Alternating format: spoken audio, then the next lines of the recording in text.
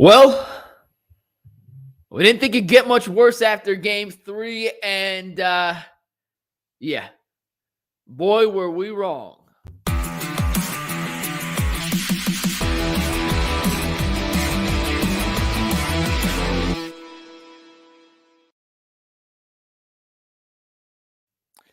Guys, I don't know what to say. Another pathetic second-half performance from the Cleveland Cavaliers on the road against the Orlando Magic. The series is now tied at 2 games apiece, and Game 5 on Tuesday is something I never thought we'd be in. After the first 2 games of this series, I'll get into the specifics of this game in a sec, and I already see there's 100 comments. I will get to as many as I can in a little bit. But my goodness gracious, what in the world was that? You come out and play a terrific first half. Donovan Mitchell was incredible in that first 24 minutes of basketball. Jarrett Allen stepped up and was arguably the best player on the court. And then I'm not sure what they talked about in the halftime locker room. They were up 9 points, 60-51. I'm going to say that one more time. 60-51 at the break. And in a matter of 4 minutes into the third quarter, Franz Wagner had scored 10 points by himself. The Magic had tied the game.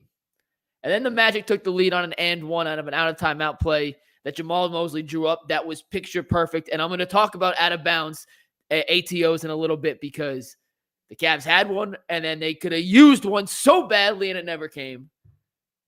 And then it was over. It was over.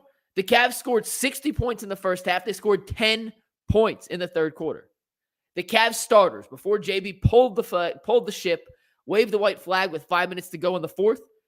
The starting group, the 8 guys who he has been playing in the series, Donovan, Jarrett, Darius, Evan, Strus, Niang, LeVert, they scored 18 points in 17 minutes. I'm going to say it again. The starting group, the guys that you need to score, scored 17 points. Excuse me.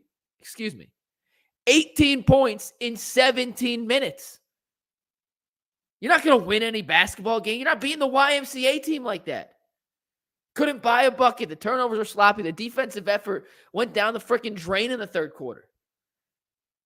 Where was everything you did in the first half? You built a 9-point lead on proper execution offensively. In the second half, hold on, let me do the math. The Cavs scored 29 points in the second half as a team. The entire team scored 29 points in the second half. Orlando scored 37 points in the third quarter alone, 29 in the second quarter. Guys, this is 7 playoff games in a row. 7 playoff games in a row the Cavs have not scored 100 points. The last time the Cavs scored 100 points in a playoff game was Game 2 of the Knicks series. Games 3, 4, and 5 failed to break 100. All 4 games this series against Orlando failed to break 100. Little context is needed. New York was a good defensive team last season. Orlando's a good defensive team this season. But 100 points, we're not asking for a record-breaking shooting performance. How about just a little competency? The Cavs averaged 111 points per game during the regular season. You're telling me you can't score 100 in a postseason game? Get out of here. Come on. Max Strus, where you at? George Niang, where you at? Donovan Mitchell had 18 points in the first half today. He ended the game with 18 points. Donovan, where you at? Darius, he finished with 14. He had a minus 27 plus minus in this game. The worst of any Cavalier. Where you at? Jarrett Allen had 16 in the first half. He played a good game. Jarrett Allen's the one guy you can't really criticize here. Evan Mobley, there were points in the second half where the Cavs made you the focal point of the offense. And what happened? Dribble, air ball. Dribble, turnover. Like, you just need more. You need more from everybody. It's coaches, it's players, it's a culmination of this entire organization. But that second half effort was unacceptable. Jason Lloyd tweeted, and I love Jason. That's my guy. He's one of the smartest basketball minds I know. He's one of the most intelligent beat writers in terms of getting information from people inside the organization, not just the Cavs, but inside the NBA as an organization. And he chooses his words very carefully. Jason does not tweet just to tweet, and I want to read you this tweet from Jason Lloyd to a T, word for word. This is from Jason Lloyd, who once again does not tweet just to tweet. Jason doesn't look at his mentions. Jason doesn't give a shit about engagement. Jason only tweets when he has something to say. And I quote from Jason Lloyd, "Beatdowns happen on the road occasionally in the playoffs, especially when a team is clinging to postseason life. But for the Magic to beat the hell out of the Cavs again in consecutive games is inexcusable and pathetic. No other way to put it." I can't disagree with what Jason said. His next tweet, by the way, the Cavs are 0-4. Let me start over.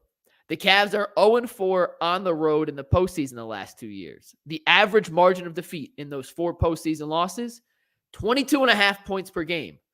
Once again, back to Jason's tweet from the first time. Pathetic and unacceptable.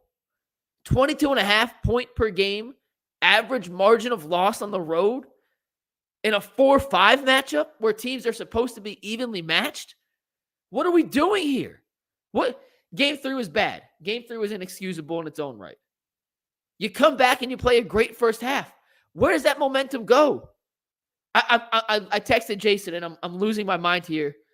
What could the conversations in the locker room have been like at halftime to go from a great first half, and I will put that in the great category. They scored 60 points. Orlando countered. They countered back. It was a really good first half. To see what we saw in the second half. Another baffling thing. The Cavs lost tonight 112-89. Lose by 23 points. Paolo Banchero scored 9 points. Orlando's best player scored 9 points. 9. 9. Franz Wagner, 34 points. 13-17 from the floor. 2 of 3 from 3. 13 rebounds. Wendell Carter Jr., 11 points. Jalen Suggs, 12 points. Markelle Fultz, 12 points. Jonathan Isaac, 14 points. Mo Wagner, 7 points. Paolo Banchero had 9. 9. He had 31 last game. I said it last time. If Paolo's going to score his, he's going to score his. It's the other guys that can't kill you. And in back-to-back games in very different fashions, it was the Magic's ancillary players that beat the Cavs. Let's look at the reverse tonight. Donovan at 18. Not enough from Donovan. Not enough. 18 is not enough for Donovan Mitchell. Point blank period. You need more from Donovan Mitchell. Jarrett Allen had 21. The other guys that you need to contribute on offense, Mobley had 14 on 13 shots. Not good enough. Darius Garland, 14 points. He was 5 of 11 from the floor, 2 of 5 from 3. I need more than 14 points from Darius Garland. I'm sorry, I do. Maybe my expectations are too high, but 14 points, not enough. Max Strus, 7 points, 3 of 5, 1 of 3 from 3. Not enough. George Niang, 17 minutes, 1 of 3, 2 points. Not enough. Karis LeVert, 25 minutes, 2 of 8, 0 for 3 from 3, 5 points. Not enough. Who played well? Who stepped up? Nobody. Nobody. In the third quarter, after Orlando made a bit of a run, they get the lead. The Cavs are battling back. And I made a note, and I'll show you guys real quick. I don't know if you guys can see this on the screen. Where's this camera? I take notes throughout the game on each quarter so I can go back and recall certain things. I'm a psychopath. You guys know this. I want to go to a sequence here in the third quarter. I want to read you guys my third quarter notes. This is bullet point for bullet point through the third quarter. Mind you, halftime comes. Cavs are up 60-51. I'm going to read this word for word. My third quarter notes as goes. You tell me what's wrong. What you agree with what's wrong. Note 1, Magic come out, throw a haymaker to start the third, erase the 9-point deficit with 7:10 to go. Franz Wagner, ATO layup. Max Strus gets caught sleeping, end the foul. Magic take the lead. What's the Cavs' response? Question mark, question mark. DJ and Suggs get into it right before the timeout. I want to pause it right there. JB calls a timeout. They're down 68-67. Garland, Suggs go chest to chest. I actually didn't like the technicals there. It looked like they were just talking a little shit to each other. Nothing got physical. Nothing got out of line. Don't like the refs calling a tech there. It is a 1-point game at that point. A 1-point game. At that point into the second quarter, at 68-67 with 7 minutes to go, the Cavs have scored 7 of their 10 points in the third quarter. So 5 minutes into that quarter, they had scored 7 of their 10 points. In the final 7 minutes and 10 seconds of that quarter, the Cavs scored 3 points. 3. 1, 2, 3. Let's get back to my notes. Back-to-back Wendell Carter Jr. threes makes it 74-67. Got to close out on the big man. Ball goes out of bounds. JB calls an ATO. There wasn't really a timeout, but side out of bounds play leads to a wide open Max Strus 3. That cuts it to 74-70. Make the note. Thank God Max Strus finally made a shot. Cavs get a stop. Come down the other way. Strus makes another 3 that would have made it 74-73. But Donovan Mitchell got called for an offensive foul, an illegal screen. He ran into Jalen Suggs after he passed the ball to Max Strus. Refs wave off the basket. That would have been back-to-back 3s for Max Strus. That would have cut the lead down to 1. From there, it all falls down. Sloppy inbounds pass leads to a turnover, leads to a Jonathan Isaac 3. 81-70. A 25-5 run to end the third quarter. It ended up being a 27-5 run to end the third quarter. Isaac gets the tip slam to end the third quarter. The Cavs go from being up 9 entering half to being down 18 entering the fourth quarter. It's inexcusable. There's nothing else to say. It was pathetic. It was a pathetic second half effort. And I have no problem saying that because I know if I was in the Cavs locker room right now, Donovan would be saying that. Max Strus would be saying that. Tristan Thompson, Marcus Morris, those guys would be saying that. Those 4 guys I know are leaders. Jarrett Allen is a leader in a different way. He's not going to speak up. At least to my knowledge and my personal interactions with Jarrett. He's not going to speak up in that sense. But those 4 guys I know are leaders. And they'll be honest. And Donovan knows he didn't play well enough. And Jarrett and Evan, they know they didn't play well enough. I'm not quite sure what the makeup of a Darius is or LeVert. I don't know Mobley yet. He's so soft-spoken. I don't know if they're going to take this the same way. I don't know what the coaching staff. I'm not sure how they'll handle back-to-back pathetic second halves. But we better see some sort of response come Tuesday night in Game 5. The series is tied 2-2. I'm not going to try making a positive spin here. I don't. Once again, we can look at the first half. They did some good things. The second half, really nothing good to take away. They scored 29 total points. When the series began, before Game 1, I picked Cavs in 6. Cavs can still win in 6. Make my prediction come true. None of us, I don't think anyone predicted a sweep. Even the most optimistic Cavs fans were saying Cavs in 5. In the playoffs, there are ebbs and flows. You're not going to win every game. Even the 16-17 Warriors, the 92 Bulls, they lost games in the playoffs. Hell, the Celtics lost to the Magic. The Nuggets, if they make the finals, will not go sweep into the NBA Finals. The playoffs is a roller coaster. There are ups and downs. The issue is the downs are not rock bottom underneath the surface of the earth downs like we've seen in 6 of the last 8 quarters from the Cleveland Cavaliers. You can't get too high after a playoff win. You can't get too low after any playoff loss. But the culmination of this road trip and the culmination of this year's road trip to Orlando and last year's road trip to New York signals some big picture issues that the Cavs have to address immediately. Because they don't have time to wait. You would have hoped this team learned something from last year's road playoff failures in New York. We didn't see much growth in the 2 playoff games in Orlando. I'll keep going back. That first half was impressive. The first half was good. 60 points. It's on pace to score 120. You know, you're probably not going to shoot that well again, but it's not like they shot the ball tremendously in the first half. They were forcing turnovers. They forced double-digit Orlando turnovers in the first half. They had 12 points off turnovers in the first quarter alone. They were doing things defensively that was making Orlando go to their 4th and 5th options as opposed to getting good looks like they did in Game 3 off their initial set, what they wanted to get. They were rotating. They were flying around. Offensively, they were moving the ball. They were forcing Orlando to rotate. And then it all disappeared in the second half. The Cavs got punched. I'm going to use a boxing analogy here to try and equate what I thought happened tonight to the Cleveland Cavaliers. First 2 rounds come out. They're trading blows. Cavs land a couple more punches. They're winning the first 5 rounds 3-2. And look, I just got a text from one of my buddies in the NBA saying, what the F happened in the second half to the Cavs? That's going to be a fun phone call later. They trade blows first 2 rounds. First 5 rounds, whatever. Cavs up 3 rounds to 2, 4-1, but it's close. And in the 6th round of a 10-round fight, Orlando came out and lands a giant left hook. The Cavs just packed it in. Said, screw it. We ain't going to fight back. Not much fighting us. They threw another jab or 2. Tried to throw a counter. Tried to dip, dodge, and duck. Orlando hit him with another punch, and it was over. Waved the white flag. That's it. Hell, if I was JB Bickerstaff, I'm serious.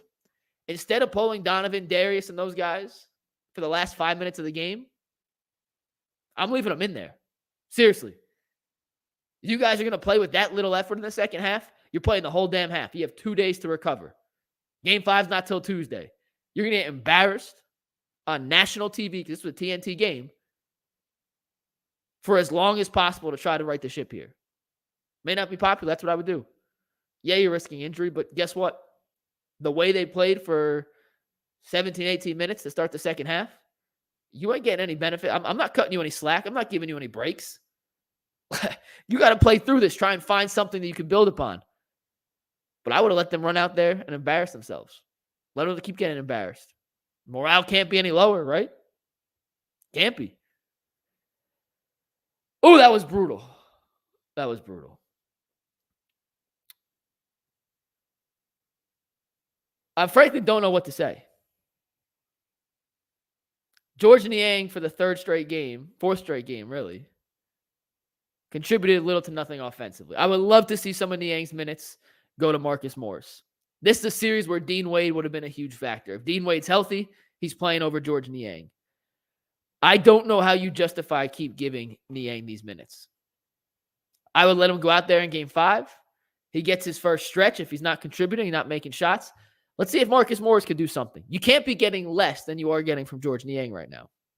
Karis LeVert. Good Karis is great, and bad Karis is bad. And more often than not, this series, we've had bad Karis LeVert. You don't really have someone else on the bench you can replace those Karis LeVert minutes with. But my goodness gracious, do some of those offensive possessions when he's your primary creator look rough. It's a tough matchup. Orlando's long. They're good defensively.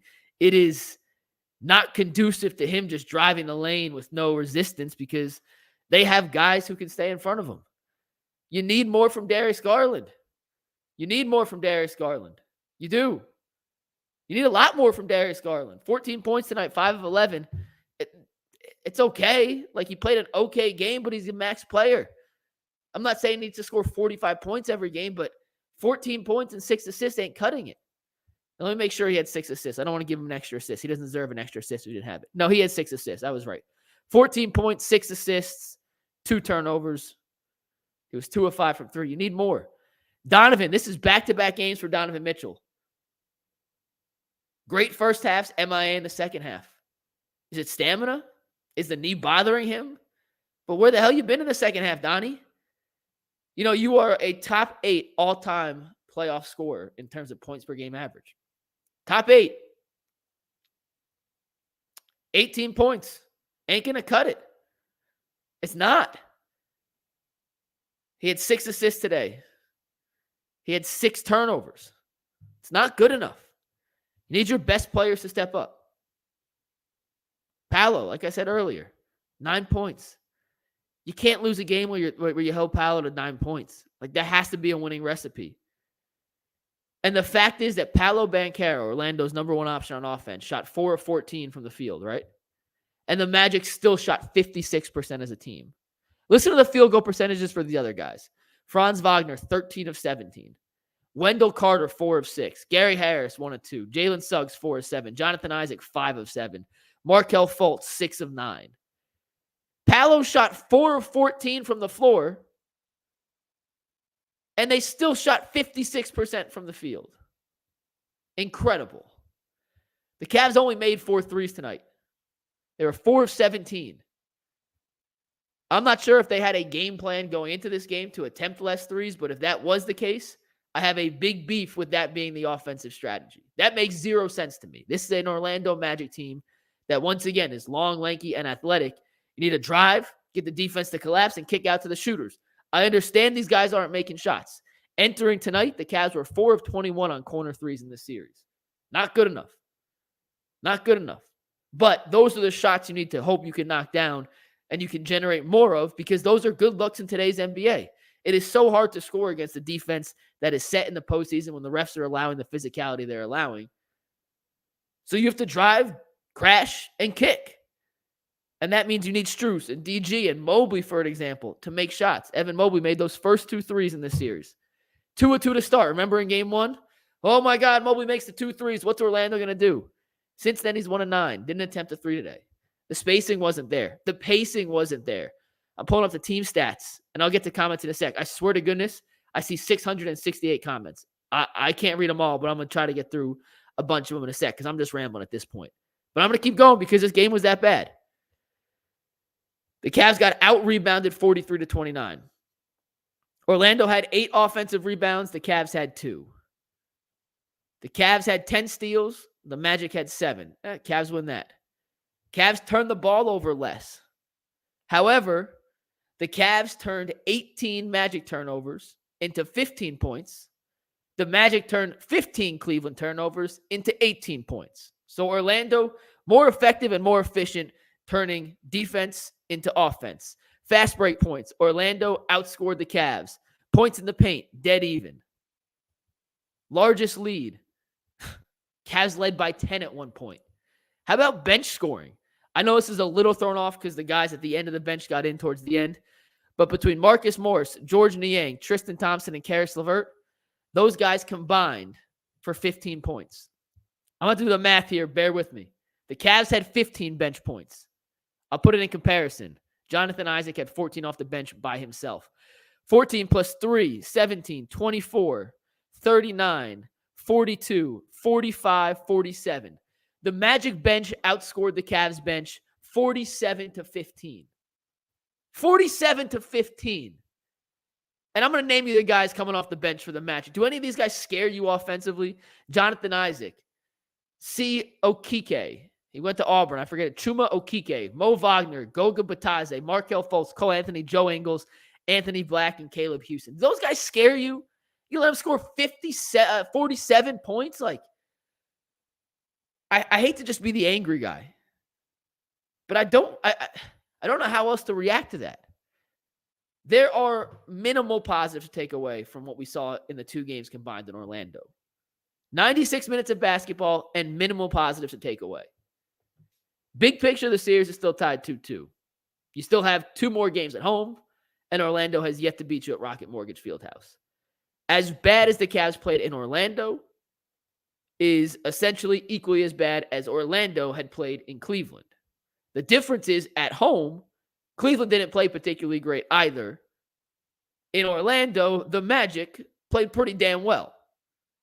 So if you're asking me through 4 games, which team has played better and more consistent, despite the fact the series is tied 2-2, Orlando's been the better team through 4 games. And I don't think it's close, but it's not all that close. We're not talking about a photo finish here. Orlando's played better for longer and dominated in ways the Cavs didn't at home. But 2 of the last 3 games are in Cleveland, which should give you some sort of solace as a Cavs fan. Other than that, I don't really know how to try and feed you guys positivity or try and make it sound better than it is because I'm not quite sure it is. And I hate being this way. I like to look for something to take into the next game on a good foot, on a positive note, something that we could look at and say, hey, this was shitty, but at least we did X, Y, and Z. I don't know what the X, Y, and Z from these 2 games in Orlando is or was. I don't. And if you're asking me, do I have the utmost faith in this coaching staff to make the necessary adjustments from games 1 and 2 to 3 and 4 and now 3 and 4 to game 5? I'd be lying to say I did. I don't think the Cavs staff's bad by any means, but we've seen over the course of the playoffs for 2 years now, they haven't made the necessary adjustments game in and game out to match other teams. The Knicks beat them in a matchup-dependent series last year, in an adjustment-dependent series. The Magic made necessary adjustments from games 1 and 2, and a lot of it is simply making shots. The Cavs, once again, 4 of 17 from 3 today. That's not going to cut it. A lot of it comes down to making and missing shots, but I'm not sure I've seen enough adjustments to make me feel confident that come game 5, the adjustments that need to be made will be made. It sucks. I really thought the Cavs were going to win today. I did. I thought we were going to learn a lot about this team. And maybe we did.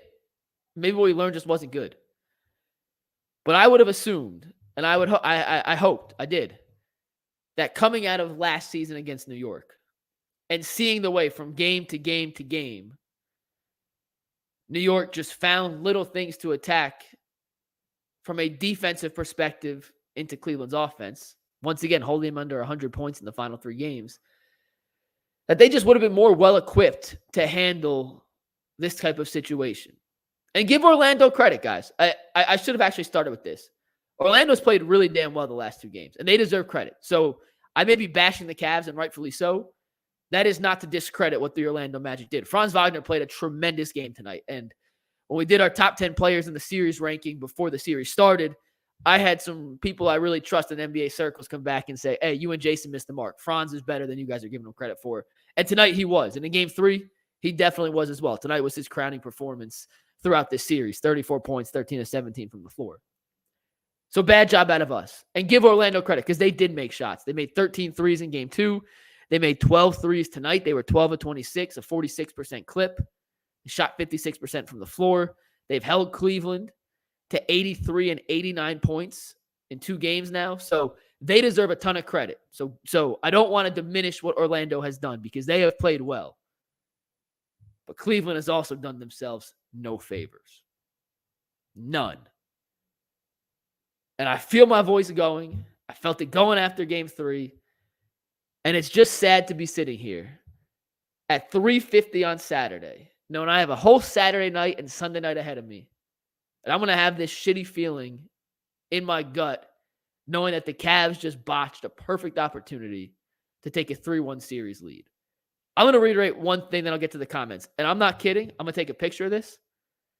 I got 600 comments. I'll show you guys.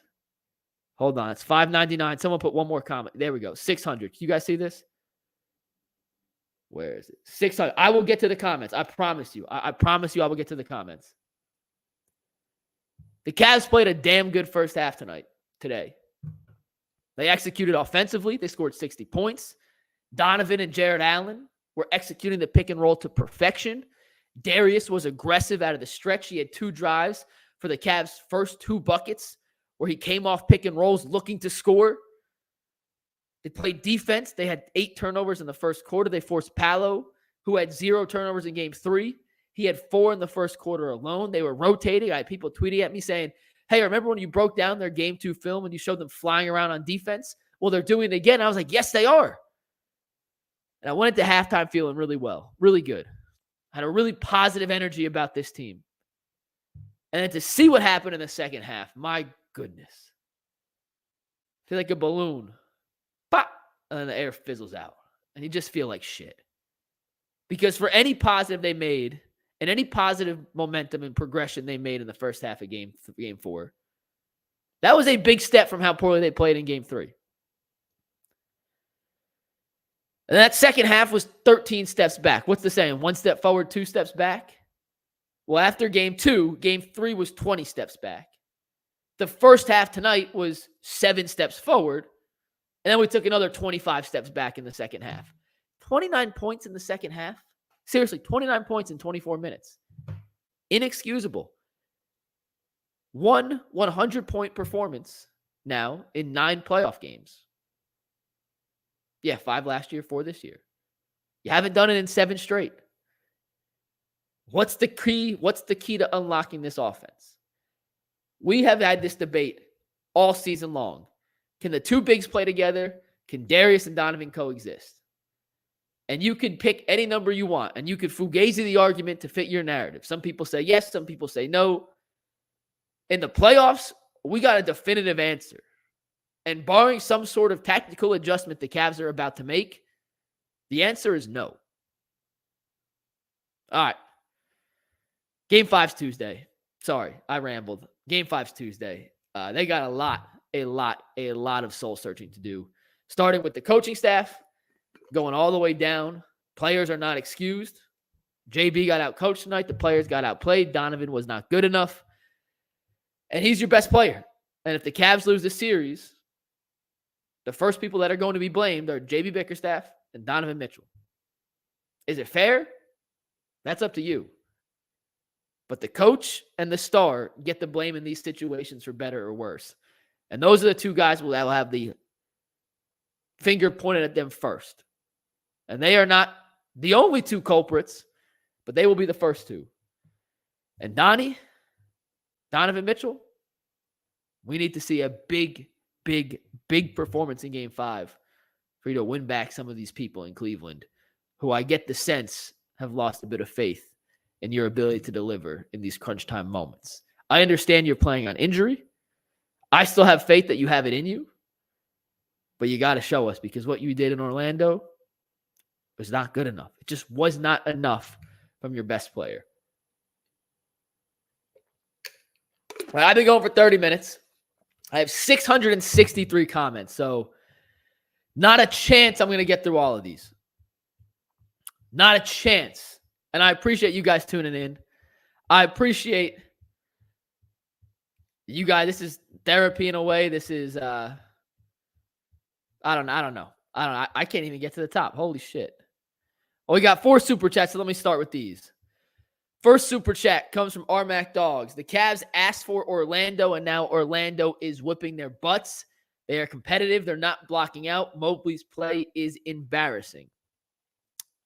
King AK-47. Cavs have not scored over 100 all series. Cavs under JB, only 100 points in 1 out of every 9 playoff games. And the Magic coach was on our bench. Now he's out coaching JB. So those are our super chats. Appreciate you guys chiming in. We mentioned the under 100 thing earlier, but it's just not good enough. 100's not that high of a bar. Not that high of a bar. Not that high of a bar to set. I don't even know how to start with these.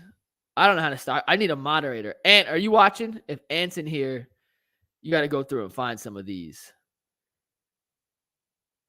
Buckeye guy. Let's start with, I'm going to just hit a bunch of random ones. Donovan has no killer instinct. LeBron did, and that got everyone else going. Where's the scoring on this team? I'll give Jarrett Allen the only credit today. Jarrett was their best player today. He was their best player. Other than that, no one played well. No one played well. Outside of that, seriously. No one played well. Jarrett's the only guy that showed up. It's a great first half from Donovan, but he had 0 points in the second half. Didn't show up. Han Solo Dolo. Can you fire a coach mid-playoff series? You can do whatever the hell you want. You can do whatever the hell you want. Robert Harris, 34 points on 13 to 17 shooting, and your name ain't Paolo Banchero is unacceptable. Yeah, Franz Wagner was the best player in the game today. He was the best player in the game today. Earl the Pearl says, pathetic. No heart, no soul. Yeah. Yeah. Tough to argue. Tough to argue. Felonious Monk, are they still in the locker room from halftime? They didn't come out. Yeah, they didn't come out. They were up 9. Up 9.5. Never came out. Never came out. Plasma Void. McNugget's so heated his glasses are fogged. Yeah. I have no argument. Our bench is somehow worse than last year. See, it's crazy because on paper, the moves that they made this offseason make sense. The bench should be better. It's just not executing. Max Strus can't buy a shot. George Niang can't buy a shot. I don't know why they're not going to Marcus Morris earlier. Dean Wade would be a giant help in this series. I would love to see Sam Merrill try and get a little bit of run in a rotation with Donovan Mitchell. However, this is a really tough series for Sam Merrill to get going in because Orlando, when he did play in games 1 and game 3, they attacked him every time down on defense, and they're a long, lanky, athletic team. That's not where Merrill shines. I don't know how the bench is performing worse than last year. I have to see the numbers side by side. But today, the bench got outscored 47-12. Once again, unacceptable. Stephen Bennett, no competition in the second half. Earl says the 2016 Cavs would never. LeBron James is not on this team. That's the bottom line. LeBron James is not on this team. What else we got? There's 700. I don't know how the hell I'm going to get through all these. Evan says 29 second half points. Yeah. That's what I was trying to tell. 10 in the third quarter, 19 in the fourth quarter. It's just not, it's not enough. It's coaching, it's playing, it's the players, it's everybody. Nobody is without blame in this scenario. Nobody. Heidelberg. All the experts saying our defense was great have no clue. Magic couldn't make a shot and had nothing to do with our defense, McNuggets. Heidelberg, you are very wrong on this one. Very wrong on this one. In games 1 and 2, the Cavs defense was flying around, forcing Orlando into the shots they wanted them to take. Yes, Orlando missed a bunch of shots, which made the numbers look even better than they were, but the Cavs' defensive efforts in game 1 and 2 were top-notch. And if you think it had just simply as easy as Orlando missed shots, I don't want to say you don't know ball, but I have to question a little more of what you really know, because you can go back. We did the film. What day we break the film down on that? Was that Thursday or Friday? There's some pretty incredible defensive efforts in games 1 and 2. Games 3 and 4, nothing. First half today was better, but that's about it. Second half, disgusting. Game 3, disgusting. Drama City, they're going to lose 4 straight. Game 5, if they lose game 5, I think you might be right. If they lose game 5, I think you may be right. We still have to see Orlando make a shot in Cleveland. Cleveland didn't make a single shot in Orlando. So far, it's 2-2. The home team's won all 4. But that's about it. That's about it. You guys are going crazy. I can't read half of these. I think I would get fired if I read half of these. Oh my goodness. You know, it's crazy. You can only see 4 or 5 of these at a time as you're scrolling down. Incredible how many comments there are. Incredible. I think Joe McConnell is referring to Donovan Mitchell in this sense. If you're that dude, you drag guys with you. He's not. LeBron is that dude.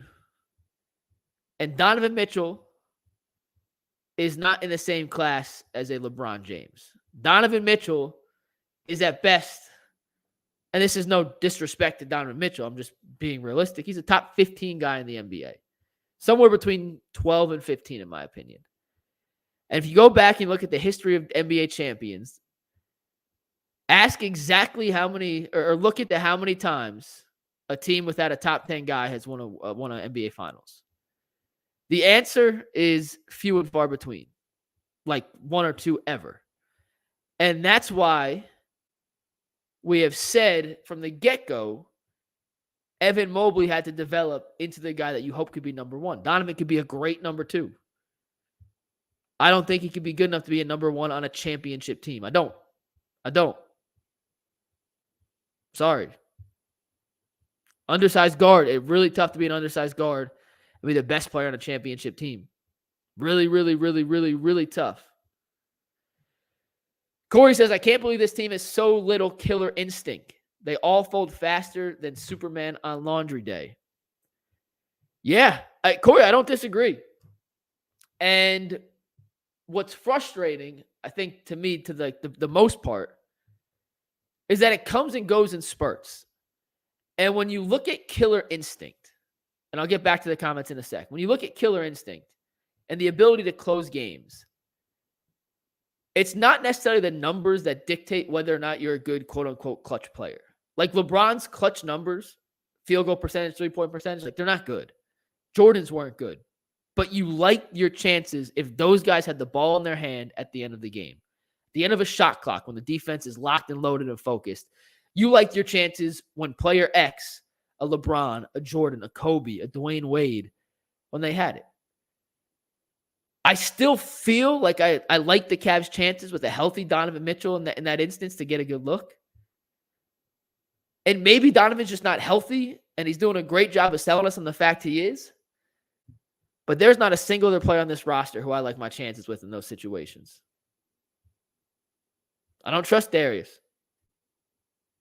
I don't trust Jarrett Allen because he needs someone to get him the ball. I don't trust Evan Mobley.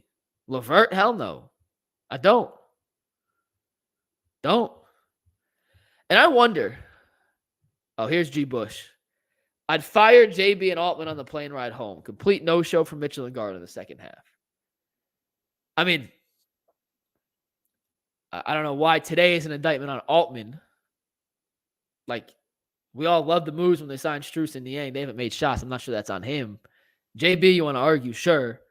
I think I'm guessing. I have no sources on this one. I'm just guessing. I think they're a tandem. I think one goes way before the other in terms of firing. But I'm not sure today is on Kobe Altman. There are other things you could argue and debate about Kobe Altman for. I don't think today is an indictment on Kobe Altman. JB is a different story. Let's see. DJ Brobot. And we wanted Orlando. Ha, ha, ha, ha. And some of you fans are to blame for wanting them too. We told y'all. It's crazy. Orlando's up 2-1. This series is tied 2-2. 76ers Knicks is 2-1. Playoffs are tough. Niang unathletic, not in shape. Strus can't dribble. This team is not a contender. Gee, I'm curious if you're still watching. Who ever really said this Cavs team was a contender? Like, did anyone say this team can make it past one round? Like, I'm genuinely curious because once they matched up with Orlando in the 4-5 and they had the Celtics in round 2, did anyone say like, hey, the ceiling for this team is the Eastern Conference Championship? I don't think you can be considered a contender. Like, I agree with you, they're not a contender, but I'm not sure you can be considered a contender when everyone's picking you to lose in round 2 before the first series even ended. Let's see.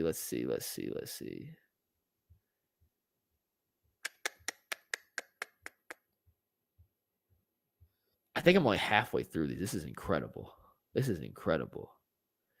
I can't read that one, but that's funny as hell. Oh, some of you guys are legitimately very funny. Karen says, why don't they play Sam Merrill? He's got a couple minutes in game 1. He did not execute in game 1. Missed 2 threes.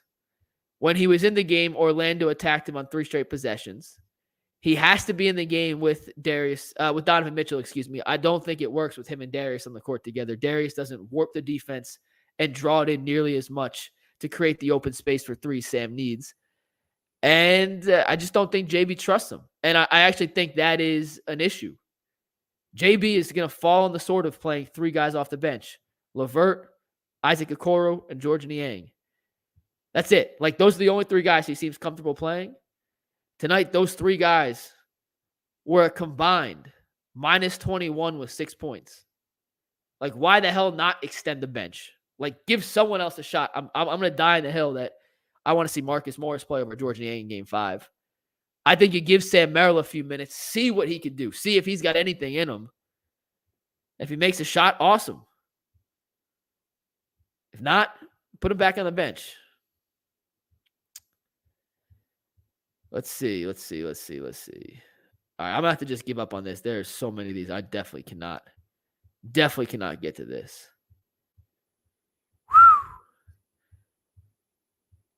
All right, anything else here that's starred? All right, I went 45 minutes. G and Earl got to hop on for a draft wrap-up show. Terrible loss. Terrible. I'll go back to the words Jason used. Inexcusable. Pathetic. That's it. Game 5 on Tuesday. It's going to be a long 2 days. It's going to feel like the world is ending. And frankly, I don't really know how you could look at this and feel any other way. I'll say this one more time. I'll end it. I'm not trying to tell you guys to feel better than not, because we just saw 3 out of 4 halves in Orlando be horrific basketball.